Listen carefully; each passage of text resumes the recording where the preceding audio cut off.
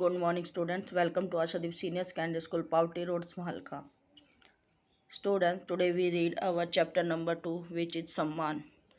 तो बेटे इस पाठ में बताया गया है कि हमें सदैव सकारात्मक विचार रखते हुए उन्नति की ओर बढ़ना चाहिए, यानी कि हमें हमेशा पॉजिटिव थॉट रखने चाहिए, यानी कि अच्छा सोचना चाहिए. पैदल विद्यालय जाती सालू से उसकी कक्षा में पढ़ने वाली शोभा नाम की छात्रा ने कार की खिड़की से बाहर झांकते हुए कहा. यानी कि शालू नाम की जो लड़की थी वो पैदल स्कूल जा रही थी. तभी जो है उसकी कक्षा में पढ़ने वाली शोभा नाम की लड़की आई और वो अपनी कार से स्कूल जा रही थी. तो उसने खिड़की से बाहर झांकते हुए कहा, अरे शालू, जब तुम्हारे पास अच्छे कपड़े नहीं हैं, तुम अच्छा बस्ता नहीं खरीद सकती, अच्छा खाना नहीं खा सकती हो, न ही तुम्हारा स्वास्थ्य अच्छा है, तो तुम अच्छी छात्रा कैसे बन सकते हो. यानी कि वो उसको ताना मारती है, क्योंकि वो सालू जो थी वो गांव से आती थी और जो शोभा थी वो शहर से आती थी. तो उसको ताना मारती है कि तेरे पास तो अच्छे कपड़े भी नहीं हैं, अच्छा बस्ता भी नहीं है, अच्छा खाना भी नहीं खा सकती है, और न ही तुम्हारा स्वास्थ्य अच्छा है, न ही तुम ठीक रहती हो, तो तुम अच्छी छात्रा कैसे बन सकती हो. मैं ही अच्छी छात्रा हूँ. यह सब सुनकर सालू को बहुत बुरा लगा और वह मन ही मन सोचती है कि क्या गरीब होना सचमुच अभिशाप है. क्या गरीब होना कोई पाप है. अभिशाप यानी कि कोई पाप है. क्या गरीब छात्रा जीवन में अच्छी छात्रा नहीं बन सकती है. यानी कि जो गरीब छात्र है वो अच्छे छात्र नहीं बन सकता. गरीबी का संबंध शरीर से तो हो सकता है, बुद्धि से तो नहीं. यानी कि जो गरीब है वो उसका संबंध जो है शरीर से हो सकता है, यानी भी हम खाना पीना कम खाएंगे, कमज़ोर हो सकते हैं, लेकिन भगवान ने बुद्धि तो सबको सेम ही दी है, समान ही दी है.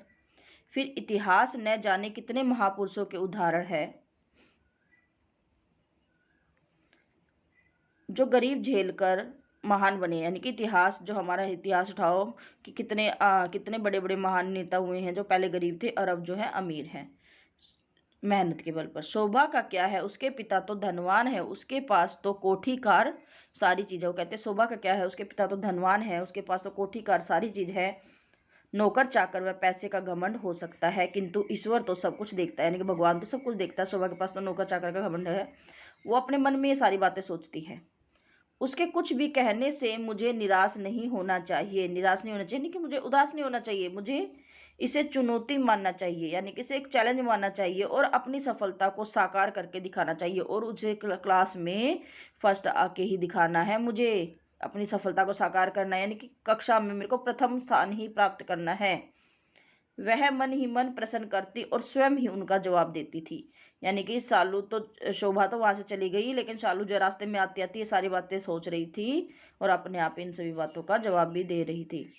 इस तरह शालू एक सकारात्मक विचारों वाली छात्रा थी. सकारात्मक यानी पॉजिटिव थॉट रखने वाली. शोभा ने उसको ताना मारा, फिर भी उसने उसका अच्छे तरीके से उसका जो है यूज किया, उसको एक चुनौती माना. शालू गांव में रहती थी. उसके पिता किसान थे जो 3 वर्ष पहले स्वर्ग सिधार चुके थे. यानी शालू के पिता जो थे 3 साल पहले उनकी मृत्यु हो गई थी. वह अपनी गरीब माँ की एकलौती संतान थी, यानी कि एक बच्चा था.